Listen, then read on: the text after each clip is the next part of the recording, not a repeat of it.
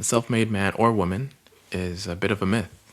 And the reason why it's a myth is it's like a fairy tale that we tell ourselves to justify not only our pride, but ourselves as well, right?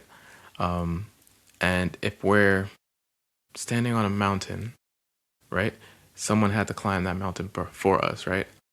And if we think of it in this way, because God gave us certain gifts, the lungs to breathe the air, the feet to climb, right? All these different gifts.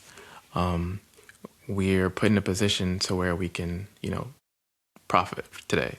So today we're going to talk about like how we could dismantle this ego that we have and admit that we didn't get here alone, right? We can't like stay here on our own or do things on our own without any support. It takes like a team, or I don't know if you've heard this before, but it takes, a village to raise a child, right? You've probably heard this expression like time and time again.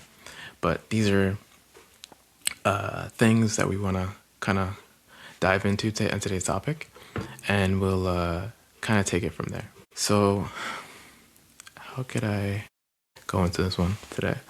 I would say the truth of the matter is like if we're looking at like certain points in the Bible, specifically Deuteronomy 8,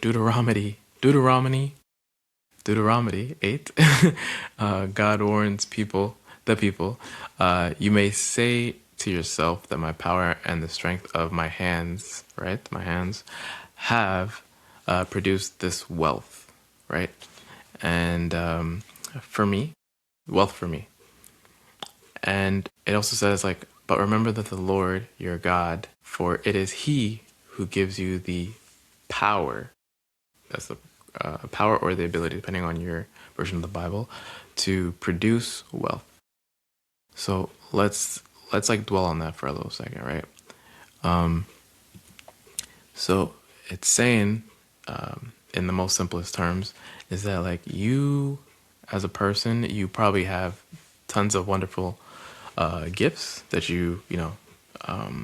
were given and use on a day-to-day basis, right? But not only are these gifts given to you to profit, and not only profit but help others around you, he's saying that like, hey, you're given this gift by God. It's not something that you did on your own, which, as I said, this comes back to that self-made lie that people talk about, right?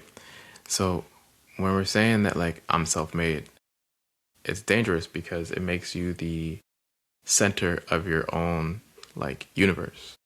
So when you think that you made yourself, you don't owe anybody anything, right? But when you realize you were put on this earth and gifted your skills, your talents, your effort, your intelligence, your zip code, the area where you were born into, the country you were born into, right? The very air that you breathe into your lungs, right? Everything changes, right? You have more, gratitude that replaces that ignorance that you're carrying on for yourself, right? And I want to say like stewardship kind of replaces the hoarding that you're doing, right? You aren't a self-made like masterpiece, right? You didn't like create the world, the galaxy, the stars, and all these different things. You didn't create your car that you drive every day, right? You're a masterpiece in the hands of the master. And I think that's like something that people don't acknowledge on their day-to-day, right? You're a masterpiece in the hands of the master. Every day you're being molded into someone or something that the Lord wants to use, not only for His benefit, but He's already planned out your life, right? So if you don't take advantage of the skills that you have, talents, whatever it might be, it's kind of a waste because you're going against the grain. As I said, you're lying to yourself